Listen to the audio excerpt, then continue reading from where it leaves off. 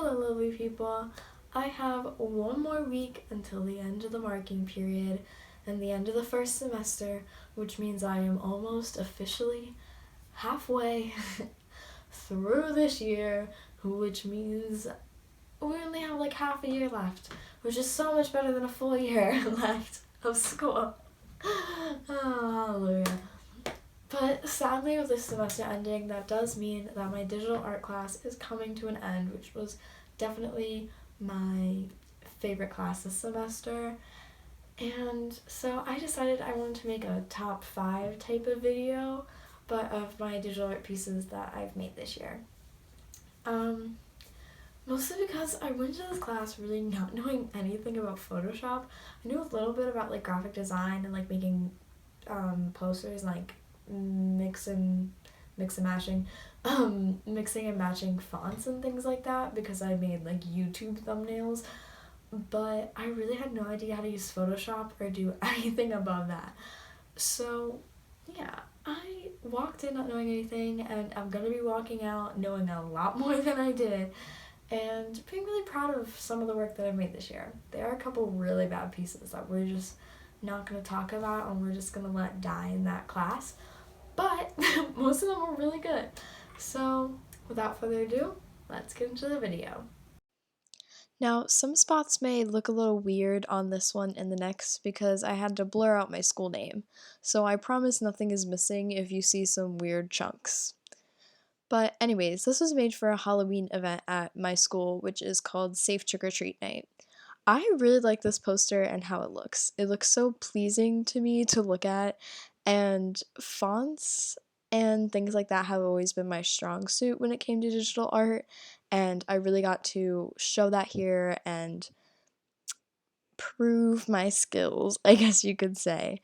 Um, yeah, I also think it did like a great job of like having the information be like small, but like not too small so you couldn't see it. And overall, I just really like how this poster looks. Now, for this project, we had to make a poster for our school's play, which was The Crucible this year. And I am so freaking proud of it. Now, it took me forever to come up with the idea and to find the images, but it was so worth it. The portrait blends really well with the fire and the highlights and everything. They match, which trust me took a while to figure out. And even like the bird flying by really fits in with it and I really like it. And yeah, this is probably my favorite project I've done this year. Like overall, just like the number one. Um, but yeah, this was also one of the first times when I was really able to take what was in my head and put it onto the computer screen, and the feeling of seeing this is just so nice.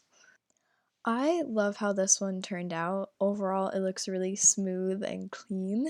The project itself was so fun to make. What we had to do was use 10 images, including the one of ourselves, to make a self portrait representing who we are as a person. I loved how the background turned out mostly. I used two space images, flipped them, and then screened them into the background, and it looks really cool. I'll put the original picture up to now for reference. But I really liked playing with all the blending modes and the masking and making this huge collage of pictures. It looks so good and I'm really proud of this piece. I love how accurate this one looks. Like, obviously, it's not a real animal, but if you were like scrolling by it, like Instagram, like on Instagram or something, I feel like you wouldn't be able to tell that it wasn't a real creature. Like, I feel like I would see that and be like, oh yeah, that's some weird, like, National Geographic ish.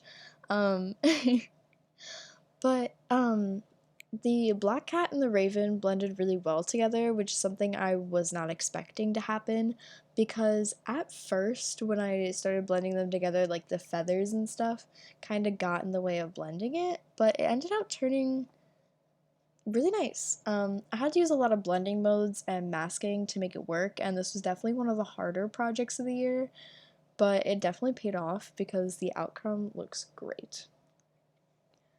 So during December, we did mini projects every day for 12 days in class, and we called it the 12 days of Photoshop, like the 12 days of Christmas.